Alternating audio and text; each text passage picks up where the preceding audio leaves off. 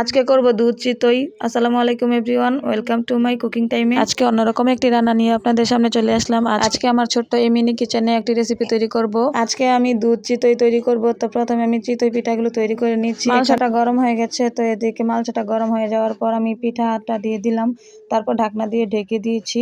তো কিছুক্ষণ জাল করে নিয়ে তারপর আমি ঢাকনাটা খুলে দেখি যে চিতই পিঠাগুলো খুব ভালোভাবে হয়ে গেছে, কিন্তু অনেকটা কষ্ট হয়েছে পিঠাগুলো ওঠানোর জন্য, যেহেতু ছোট মালসা, তাই সুন্দরভাবে উঠিয়ে নিলাম। তারপর আমি আরেকটি পাতিলার মধ্যে দুধ দিয়ে দিলাম, তারপর আগুন জ্বালিয়ে জাল দিয়ে দিচ্ছি। কিন্তু ছোট্ট এই মিনি কিচেনে রান্না করতে কিন্তু অনেক পরিশ্রম হয়, বারে বারে আগুন নিভে যায়, বারে বারে আগুন দিয়ে জ্বালাতে হয়। দেখুন আমি কতবার আগুন দিয়ে এখানে আগুনটা জ্বালিয়ে নিলাম। তারপর দুধটা বলক উঠে গেলে ছাড়া কোনো কিছু কিন্তু হয় না, চিনি এবং নারকেল সবকিছু দিয়ে দিব। তো এখানে দুধটা বলক উঠে গেছে, তারপর আবার কিন্তু চুলার আগুনটা নিভে গেছে, আমি আবারও আগুনটা জ্বালিয়ে দিয়েছি। তো এখানে আমি চিনি দিয়েছি পরিমাণ মতো। এদিকে চুলার আগুনটা আবার আমি জ্বালিয়ে নিচ্ছি, তারপরে আবার রান্নার দিকে মনোযোগ দিলাম। আগে আগুনটা জ্বালিয়ে নিচ্ছি। মিনি কিচেনের রান্নার ভিডিও দেখতে কিন্তু খুবই ভালো লাগে, কিন্তু তার পিছনে যে কত পরিশ্রম, কত ধৈর্য ধরে এই কাজগুলো করতে হয় তা কেবলমাত্র মিনি কিচেনে যারা রান্না করে তারাই জানে। এরপর দুধটা কিছুক্ষণ জাল করে নেওয়ার পর আমি এখানে নারকেল তারপর গুড় একসাথে দিয়ে দিচ্ছি। গুড় আর নারকেলটা দিয়ে ভালো করে নেড়ে চেড়ে জাল করে নিচ্ছি। তো এখানে অনেকক্ষণ যাবত জাল করে নেওয়ার পর কিন্তু আমি পিঠাগুলো দিয়ে দিব। তারপরে আবার জাল করে নিচ্ছি, ভালোভাবে নেড়ে চেড়ে নিচ্ছি যাতে নিচে লেগে না যায়। তারপর অনেকক্ষণ যাবত দুধটা জাল করে নিচ্ছি। দুধ চিতইয়ের মধ্যে কিন্তু দুধ জাল না হলে ভালো লাগে না খেতে। তো দুধটা জাল করে নিয়েছি, এদিকে সব কিছু দেওয়া হয়ে গেছে, মশলা সব কিছু দেওয়া হয়ে গেছে। তো সেটা কিন্তু স্কিপ হয়ে গেছে।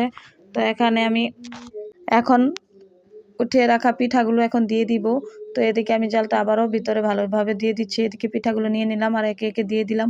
যেহেতু মালসার মধ্যে পিঠা বানাইছি, একটু কালো কালো হয়ে গেছে, দেখতে অতটা ভালো লাগতেছে না, তবুও আমি তো রান্না করতে পারছি, এটাই অনেক।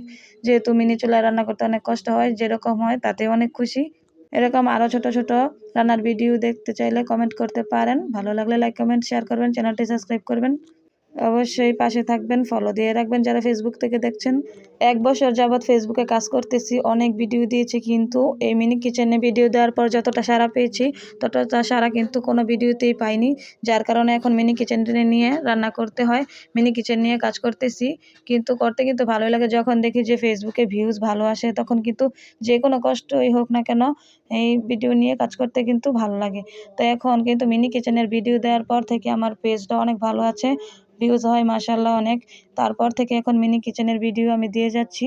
আশা করি মিনি কিচেনের ভিডিও দিয়ে আমি কিছু একটা করতে পারবো। যদি এটার মধ্যে আমি কিছু হয় তাহলে আমি এটা দিয়েই এগোতে চাই।